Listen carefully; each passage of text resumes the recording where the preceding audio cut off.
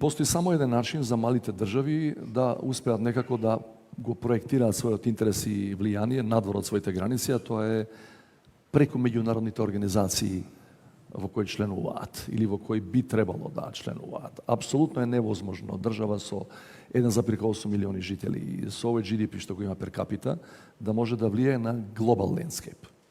Тоа е илузија, не само за нас. Хрватска е 2 до 3 пати поголема од нас. Ќе ви каже уважениот председател дека и тие не можат да влијаат на глобалниот лендскейп. За Македонија е добро што влеговме во НАТО алијансата, ја спомнувам намерно затоа што енергетската безбедност е важна димензија на севкупната безбедност. Оние кои мислат дека енергетската безбедност нема врска со геополитика, геостратегија, не разбираат ни едно, ни друго, ни трето. И од 2020 сме таму, значи дека не сме сами и како мала држава и според воените потенцијали успеваме преку алијансата со тие заеднички со ресурси кои тие ги имаат да се чуе нашиот глас подалеку од нашите граници. Значајно е во односа на конкретното прашање и економско-енергетските аспекти на целиот проблем. Значајно е што сме веќе во преговори со Европската Унија, значајно е што сме долги години со кандидатски статус и Европската Унија има посебни програми со кои, кажуваше и комесарката, со кои не приклучува и пред да станеме формални членки.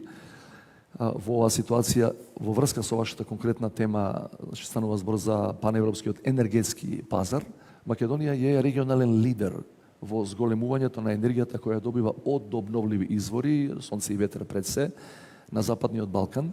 И тоа е работа тоа е позитивна вест која долги години не сме можеле да ја чуеме во нашава земја. Значи треба да продолжиме да стануваме што е помалку можно увозно зависни, да учествуваме во сите можни регионални групирања кои служат за заедничко побарување или заеднички настап на светските енергетски пазари и се разбира неизбежно е, не велам дека е лошо, напротив, меѓутоа неизбежно е да бараме што е можно побрзо, практично да ги уживаме привилегиите на заедничкиот европски енергетски пазар.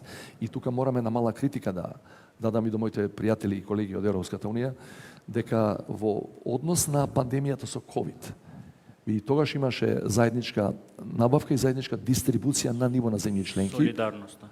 Солидарниот фонд, ние добивме, Западниот Балкан доби, меѓутоа доби со едно прилично задоцнување, што чинеше животи и друг тип на штети, но пред се загуба на човечки животи.